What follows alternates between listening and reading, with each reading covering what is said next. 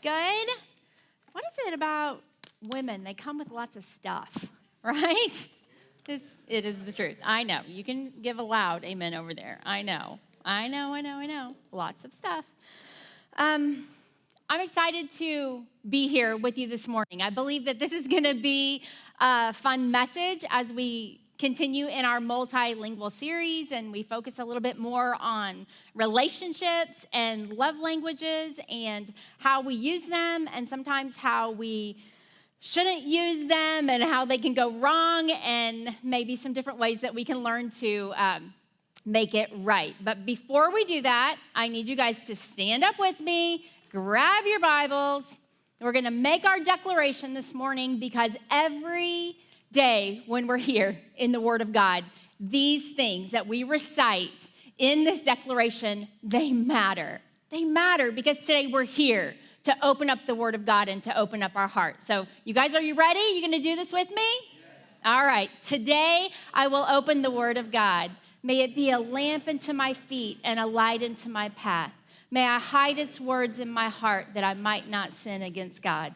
Now, Lord, I will open my heart to receive from you. I will open my ears to hear from you.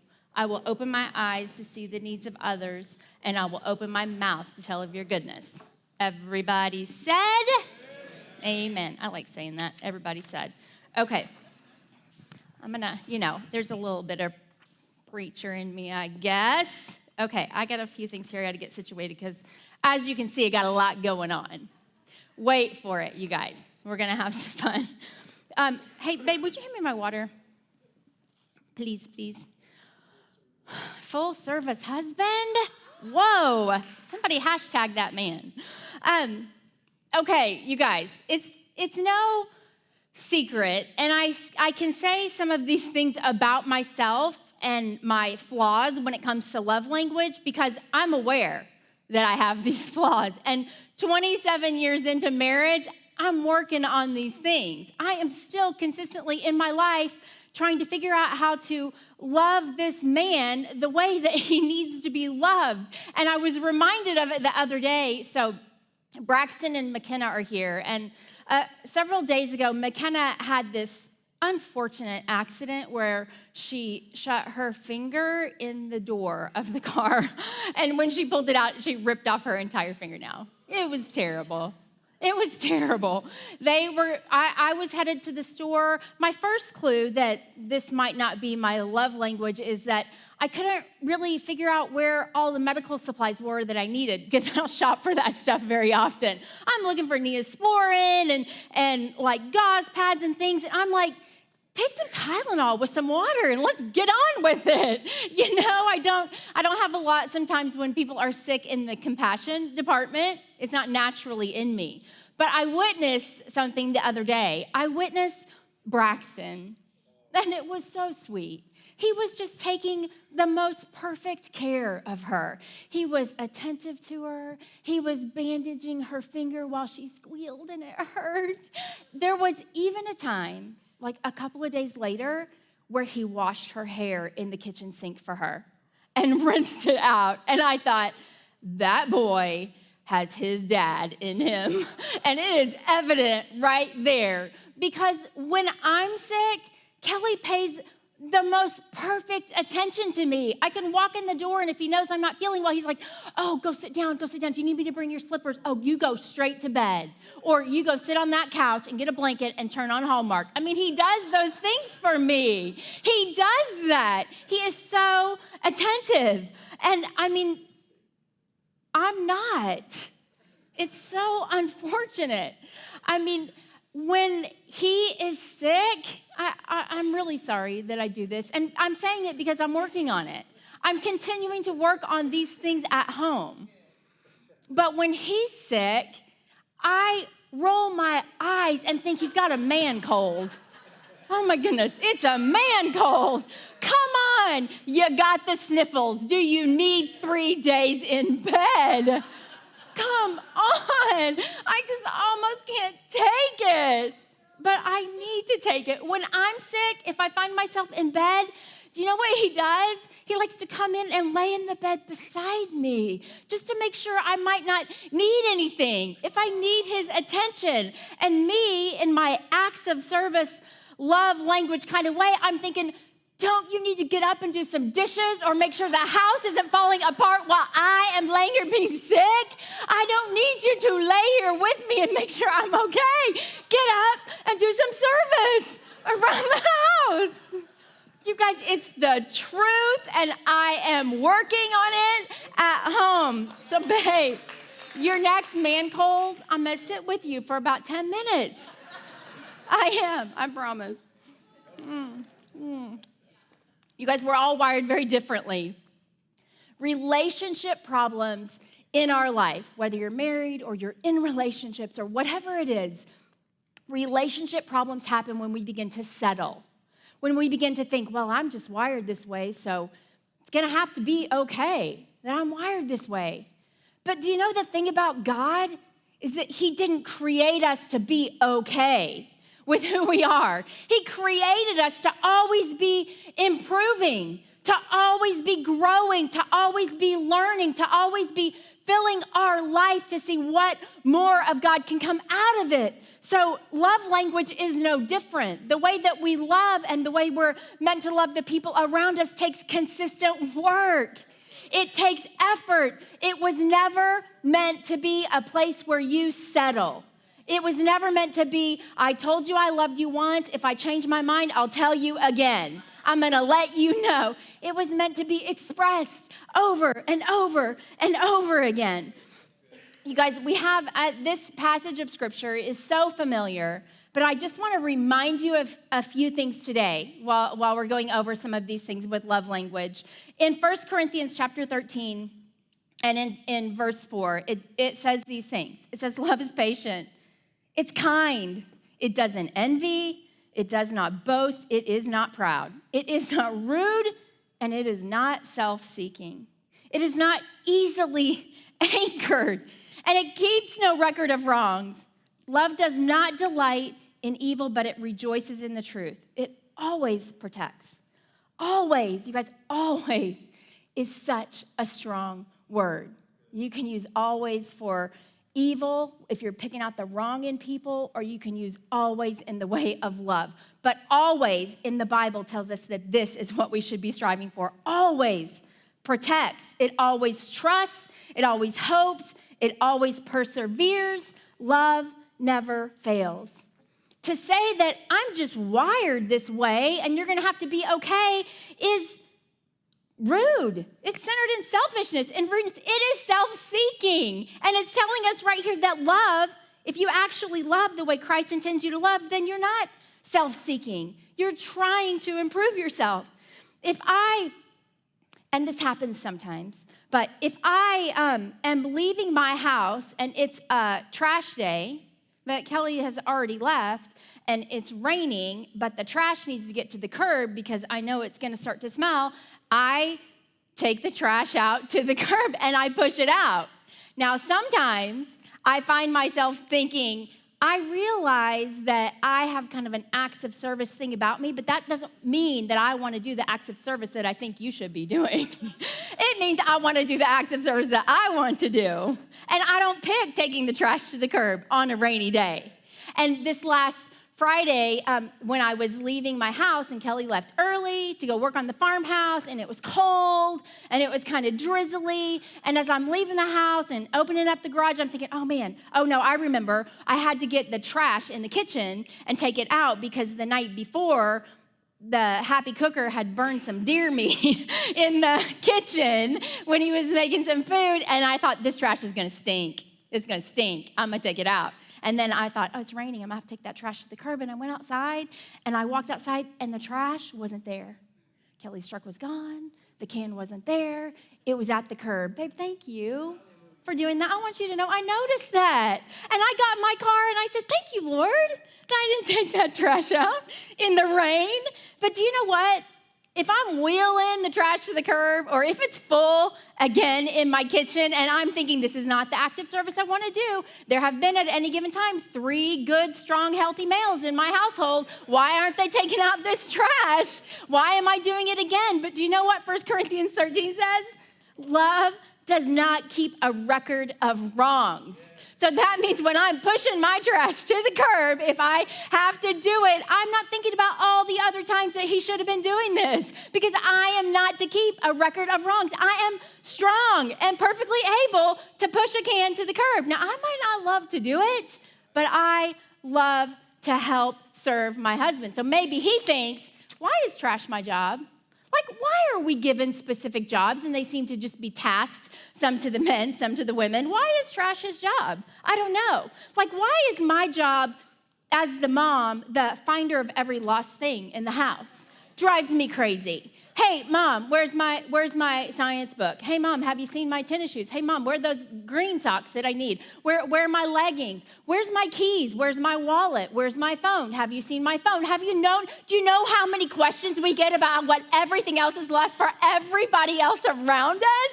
It's always lost. I'm doing good keeping up with the things in my life that I'm trying to keep found. I need to find it. The other day, I was leaving my house in the morning, and I needed to take my computer, and I have this really cool computer case that Kelly made for me. It's like this leather case, and I've got my computer in the kitchen. I'm looking around, and I cannot find my computer case. They're always right there together, and my computer's on the fritz, and I'm like, I cannot throw this computer just in the car. I can't toss it in. I got to find my case, and I look, and I look, and I look, and I can't find it. And it's like when I lost my Bible that time. So I reached out to Kelly, and I'm like, maybe he's making me a new fancy one. Like, he's making me a new gift. I reached out to him, did you take my computer case? Do you have it? He's like, no, I don't have it. Cannot find that crazy thing anywhere. So don't find it the whole day. Take my computer, try and take care of it for the day. Later that night, when I come home from work and I'm walking through the house and I'm flipping on the fireplace for the dog to warm up. I was going to warm up there with her. And what do I see but my computer case sitting right on the fireplace? And here's what was underneath it: my Bible. You see, sometimes I'll sit there and I'll pull out my computer and I'll maybe write some notes and I'll read my Bible. But do you know what I had done that morning? I had totally skipped reading my Bible. If I had gotten up in time, gotten myself around, I would have sat by the fireplace and read my Bible and known exactly where my computer case was. And it reminded me that everything that we're looking for in our life, every lost thing that we can't find, every bit of direction that we need in our life for love and relationships can be found right here.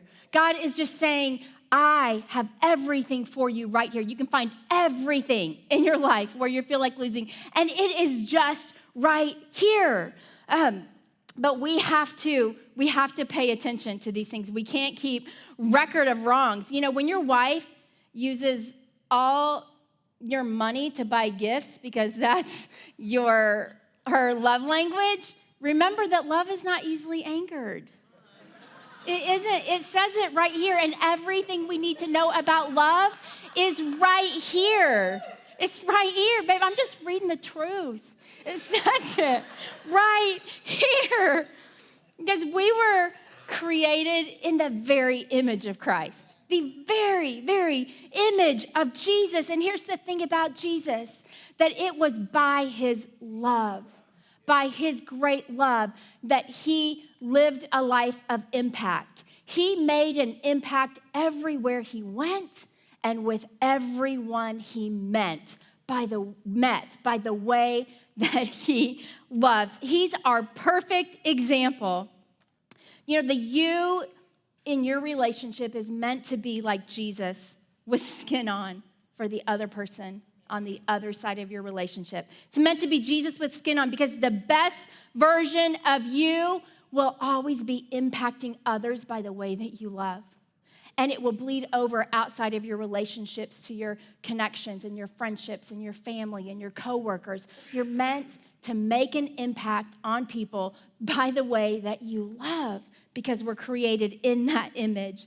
I think in relationships, we're just moving too fast. We're like, I do, me too. Hey, let's do this, And if you look at the life of Jesus, the one we're created in the very image of, before he even started his public ministry, he spent 40 days in the desert with just water before he launched out into sharing his perfect love with all the world. And we don't even, I probably needed 40 days in a cooking class before I got married, or 40 days to learn how to have relationships. But it just happens so quickly for us sometimes. But you guys, it is the thing that in our life, if it's going to grow and it's going to improve and it's going to, we're going to affect the relationships the way we are supposed to, it's going to take effort. It's going to take intentionality. It's going to take a change in your motivations. It's going to take a change in your expectations. Just to recap, the 5 love languages, Kelly started it last week, but if you remember, we have gift giving and gifts. We have acts of service. He talked a lot about that last week because those happen to be the way I'm wired. Quality time.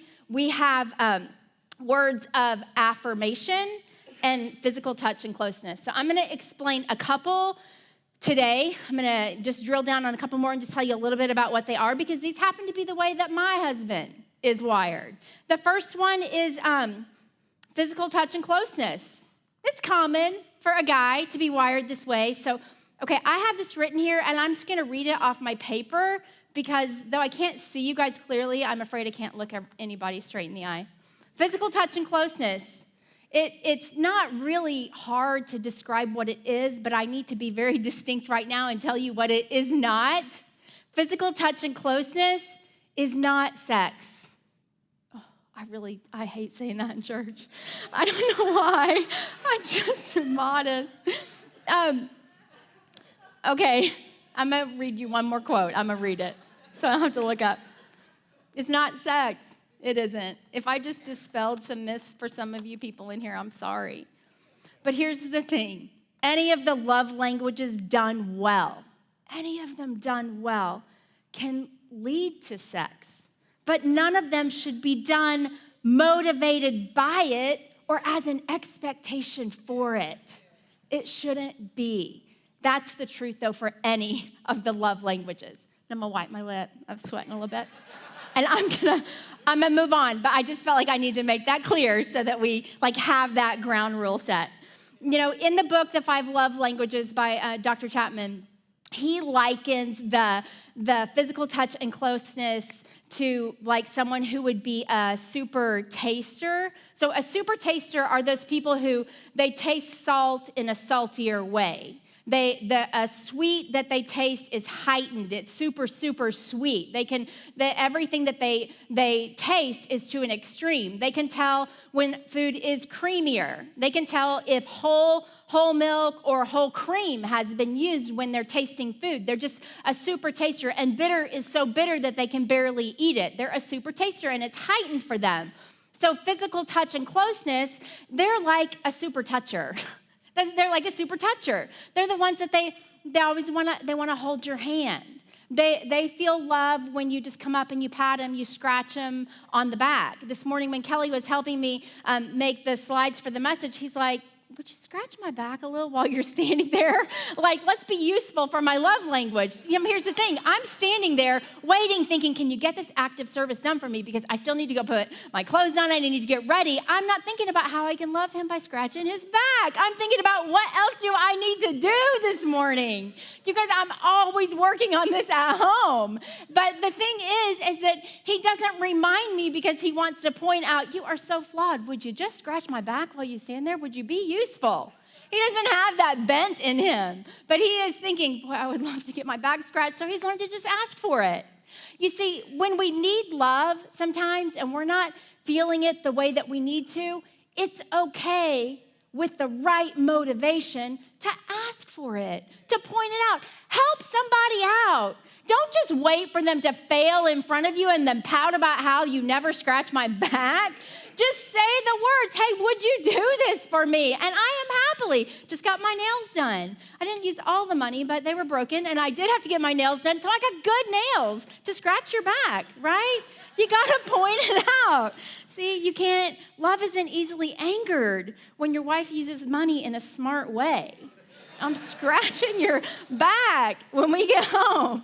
But they're like a super toucher. They love for you to, when you walk by them, to touch them on the arm, or when you're sitting with them, or when you're in the car, you just pat them on the leg. Or Kelly, it was so sweet when we were first dating, but it was like secret dating because he didn't really want the church to know. I mean, I would sit by him sometimes in church, but he just wasn't ready to like let the world know that I was his girlfriend. But I realize now, I didn't then, it was so his love language. If I had even known that there was a language of love, which I did not when I got married, but he would put his hand over the top of mine, and he would do 1, 4, 3, and then move his hand. And he would just do that. He would do 1 finger and then 4 and 3. And it meant, I love you.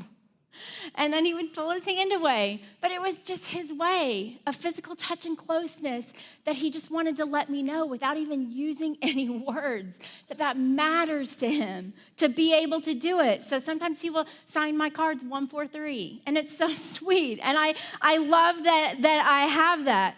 You see, when you love someone in their love language, it is actually how he or she feels genuine love and care. It's how he feels genuine love and care if I will catch his eyes across the room and give him a smile. He perks up. I don't know if he's thinking, okay, I don't know. She's paying some attention. But he perks up when I notice him, or when I take the time to, oh gosh. Okay. Disconnect happens when physical touch and closeness meets girl with an act of service gift. That's when the disconnect can happen. When we're like on the couch, or I'm sitting by him and he's telling me about or showing me pictures on his computer of the deer pictures.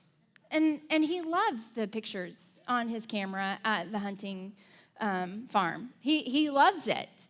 They are the same. You could look at an hour of pictures, frame by frame by frame.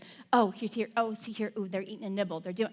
And all I can think is, did I move the laundry to the dryer? Oh, I wonder if I washed my Hot Works towel because I got to go in the morning. And I mean, my mind just wanders, and I need to. But for him, it's that time spent together and just trying to be focused. But I get so distracted, and even when I have the very best of intentions, and you guys are like this because you know that as you learn in relationships, you have super good intentions. And you set out and you think, oh, I'm going to do this for him. So sometimes in the morning, this will happen a lot. And this is why you leave the house without coffee, because this happens a lot to me. So I'll think, hey, Kelly's up. I'm going to go make him a cup of coffee. I'm going to go get him some coffee in the kitchen. And I'll go in there, and then our dog will follow me in there. And I'm like, oh, yeah, she's hungry. So I'll kind of start the coffee, and then I'll get the food for her, and I'll take her in the laundry room, and I'll feed the dog. And then when I'm in the laundry room, I'm like, oh, yeah, the laundry really does need to be moved from the washer to the dryer. And then I start doing that. And then when I leave the laundry room, I go back in the kitchen, and then I notice that I've gotten a message on my phone that I need to answer, and all of these things. And before I know it, he's saying, bye, I'll see you later, and he's out the door. And I'm like, wait. I wanted to love you this morning in my way with an act of service by bringing you coffee, but I got distracted by all the acts of service that I usually do. You got to use your love language for the benefit of somebody else, not just for the things that you want to do. And there are so many failed attempts in our life if we think about it. It just takes so much effort and intentionality to not get distracted. We don't want to miss those opportunities. So the second one is words of affirmation. So here's a quote. It's by Mark Twain. It says, "It is said that a person can live 2 months on a good compliment." Words of affirmation for people who have that as a love language can take them a long way. It's a super easy gift to love somebody that way because they hear things differently. People who have that love language in their life.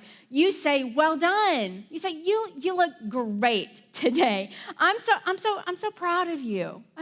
You amaze me. I'm proud of you."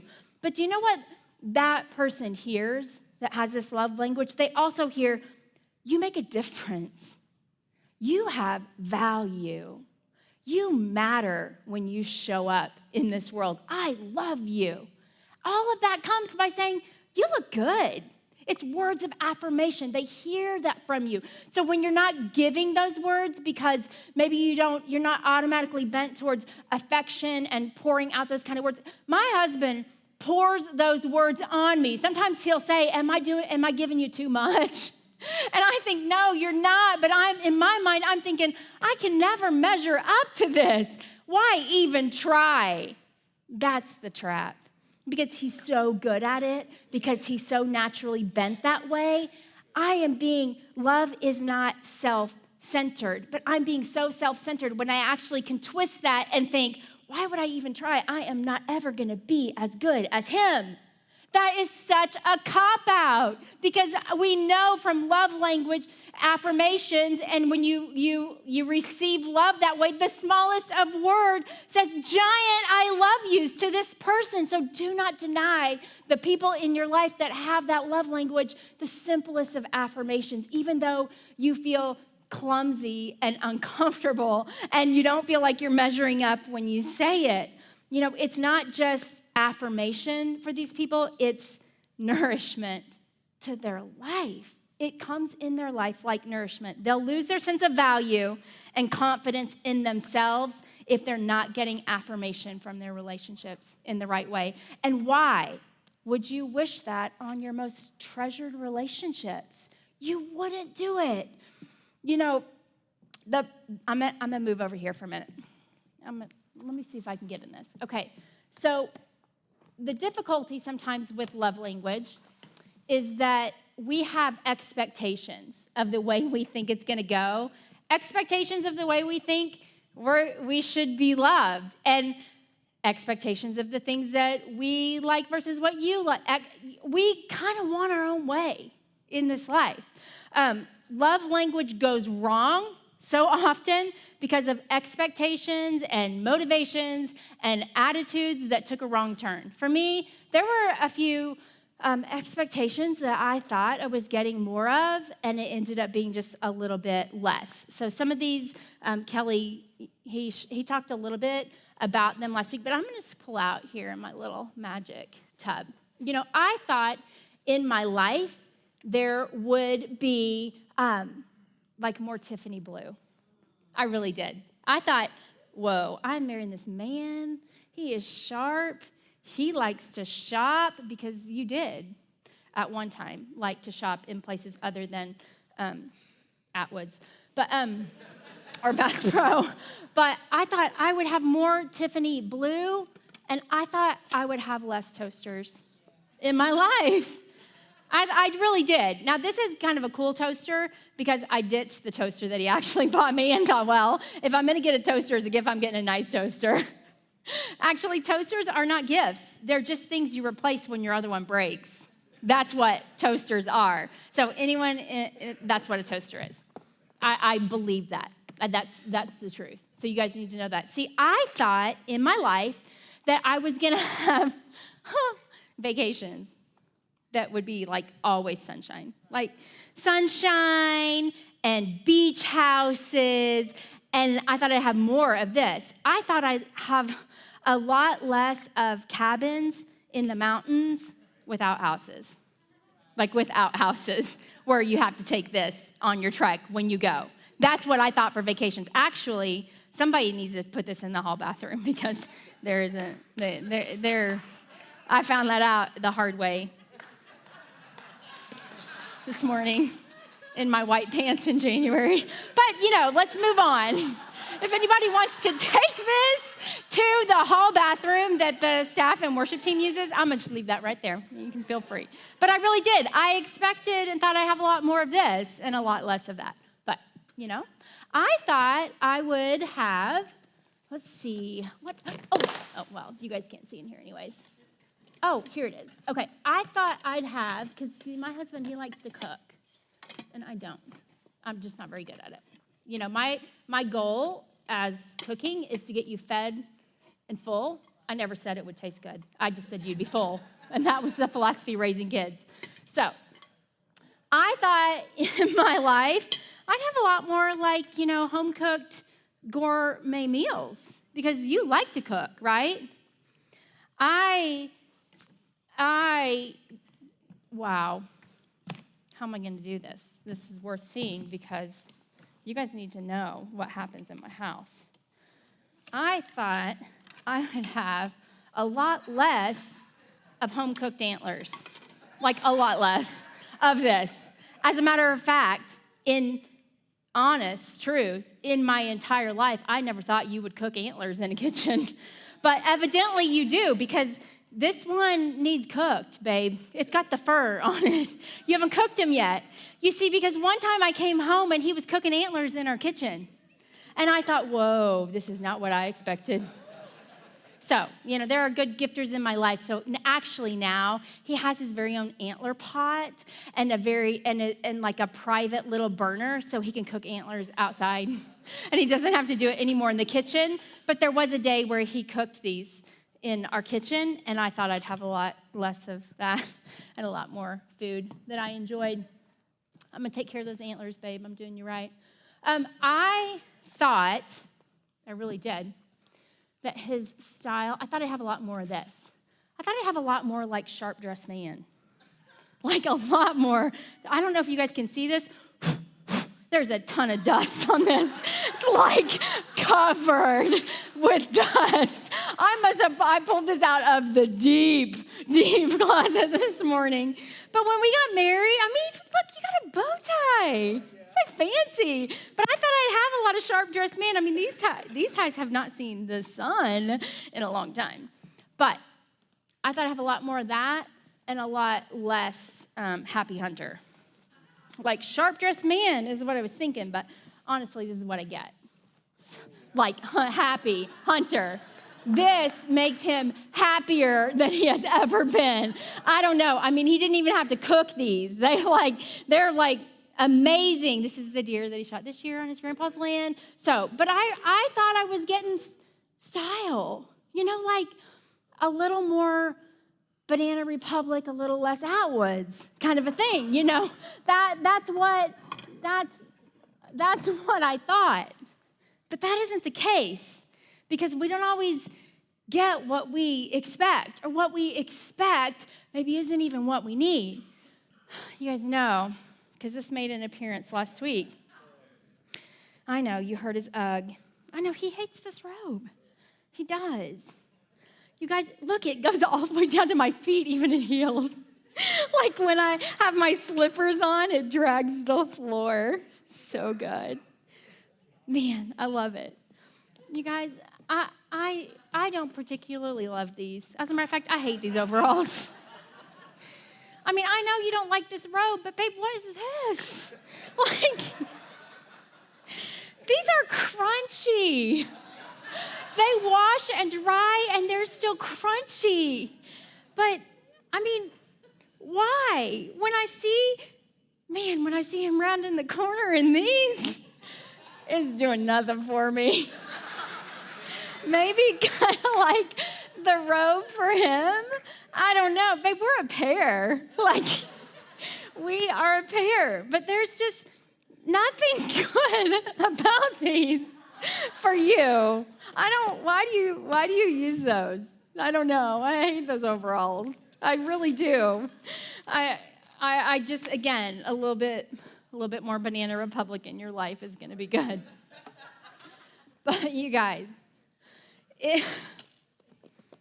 when we're always demanding our own way, I like this robe.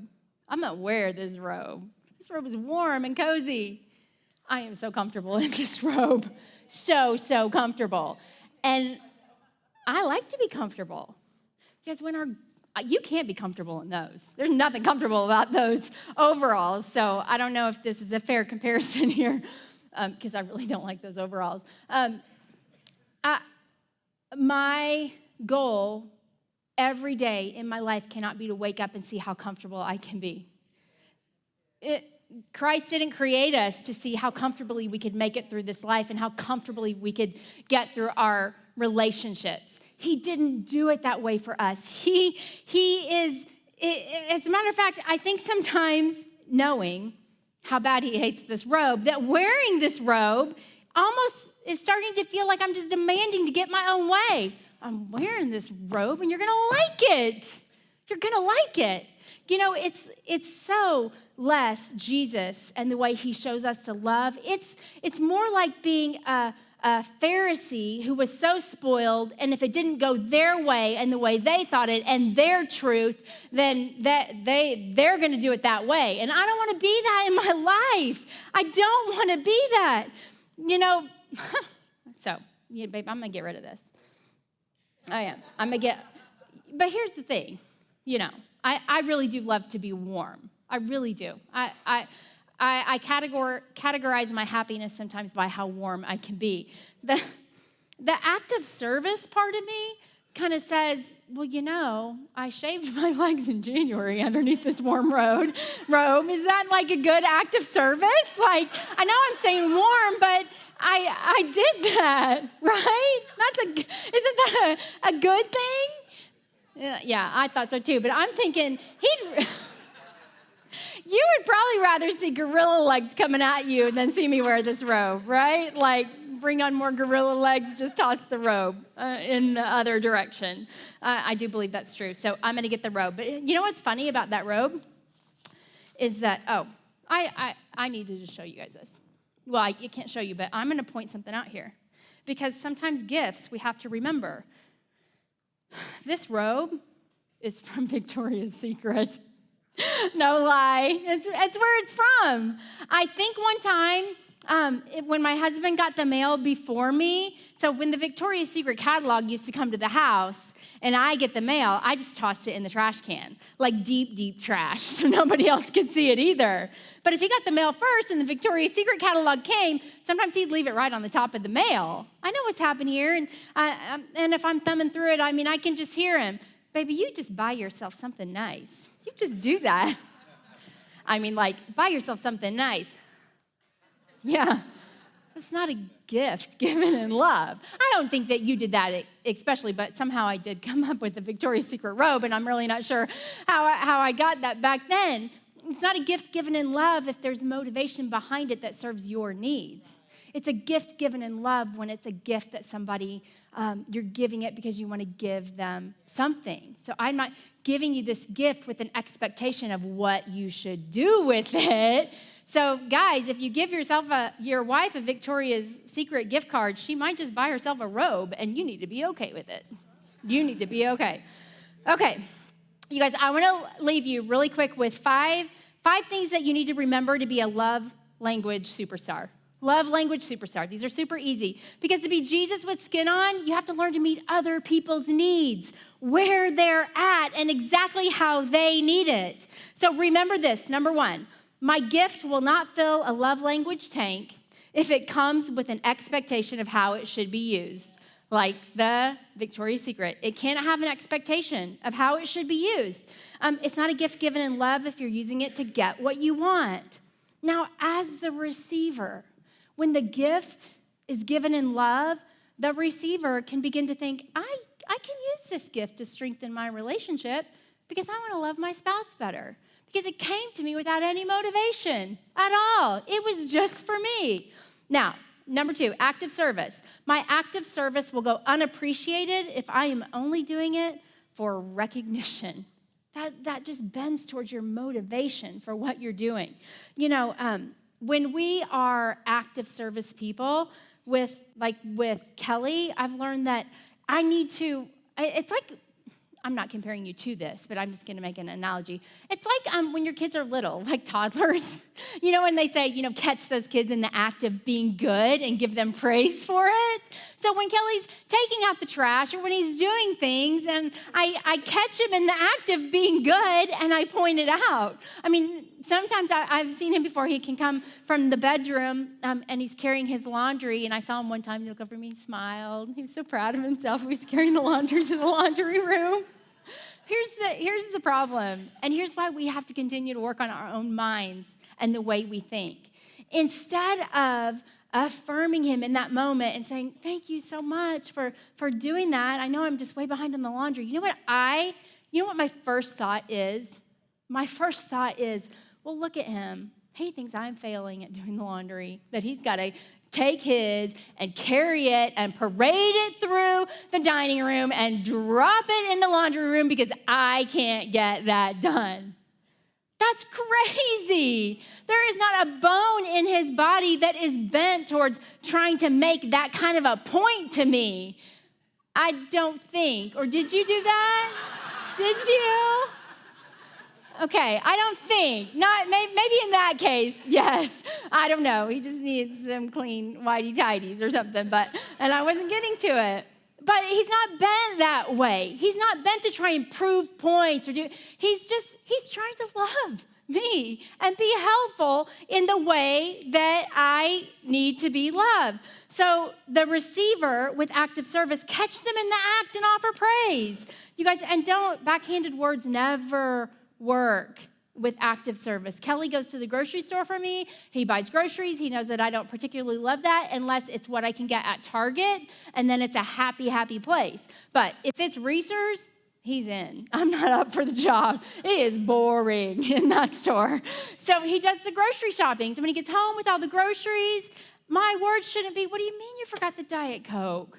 I needed more M&Ms. Just praise them for what they did remember to do. Don't let the enemy twist your mind in using your love incorrectly. My words of affirmation will not touch hearts if they are not genuine. They have to be with the right attitude, you guys.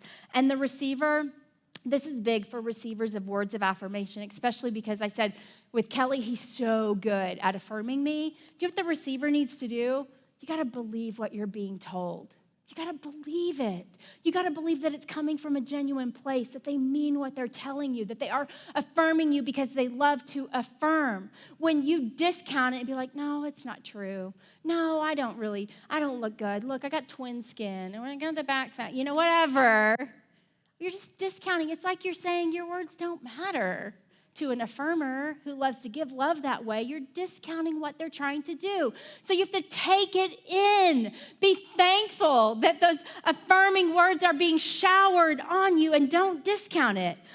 With my quality time, it will not count if I am distracted with fill in your blank, your computer, your phone, your video games, your whatever. It's not going to count if you are sitting there. It's not quality time when you're distracted and thinking about everything else you need to do. And the receiver, it's quality over quantity. Don't discount short moments of full attention. I didn't get an hour. I only got 15 minutes. It doesn't matter if it's quality. You need to remember that. And my efforts to show physical touch and closeness will flop when the motivation is all about me. Physical touch and closeness is to be shared. It's love to be given. You love to give that. And the receiver, don't assume that they have something else on their mind. Even if they do, let's just try and make an assumption that they don't, right? Okay, you guys, I'm gonna land this plane for you. So those are five things that you need to do with your love language. So last week, Kelly, I was a little sad because he brought the M&Ms from home. These ones were here at the church. He brought the M&Ms from home. They were red and green. They were Christmas M&Ms. And I was saving them for after the fast. They sat in the kitchen the whole time. And I thought, okay, I'm avoiding these, and the fast is going to be over, and I'm going to dig into my M&Ms. And then I saw him pouring them all out, and they went in the trash. But lo and behold, I found some Christmas M&Ms. Okay, so remember how Kelly talked about last week of how your life and the love that pours into you from Christ, it pours in, and the more it pours in, it overflows into the people around you. You guys remember that? We talked about that. That's so good. I remember thinking, it's so true, but those are still my M&Ms that I wanted to eat after the fast. But it occurred to me when I was thinking about that this week, and that I'm thinking, why am I worried about M&Ms from Christmas? Shouldn't I be worried about filling my life with something fresh? Shouldn't I be thinking about the fresh input that goes into my life? I mean, if you came over to my house in February and I served you Christmas M&Ms, would you be thinking, okay, right? That's not very fresh. Yeah, you wouldn't do that because these M&Ms, they're okay, but we're meant to use it up. I was supposed to eat these by Christmas. I wasn't supposed to leave them hanging around because I need to put away what's old. I need to use it up every day. And I need to fill my life with more. Because when you fill your life with more, you need a bigger vessel because you get stretched and you grow and you get bigger. You see, God is the ultimate creator of love languages. It's not something that someone just came up with so we could figure out how to do relationships. It was God, and it was the way that he wired us. Quality time spent with him should be every day and intentional. And when you spend that quality time, you kind of graduate from having this vessel to be filled up to have this vessel to be filled up. And then he just pours it, and he pours it, and he fills you up. And he fills you up, and you overflow into the people that are around you in this great big cup because you've spent quality time with Jesus.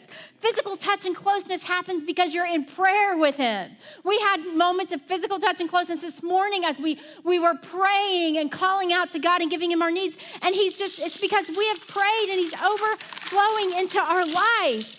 But you guys, you can't say, well, hey, I'm good at serving God, and I'm good at, giving or good at tithes, but I'm just not so good at worship.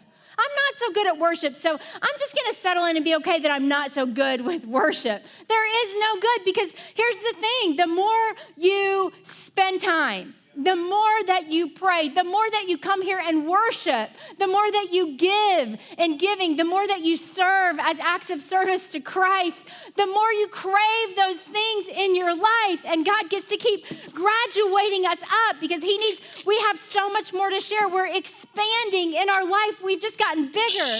So instead of that vessel, we need this vessel because we're worshipers. We love God. We're doing that. And no. I got more.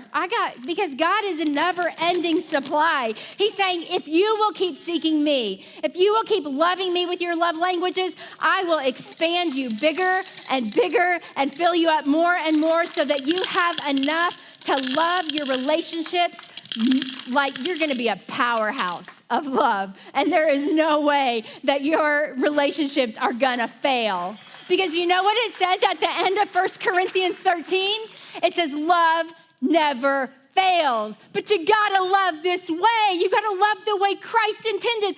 Do not settle for a little cup of his goodness and be okay that that's all you get every day.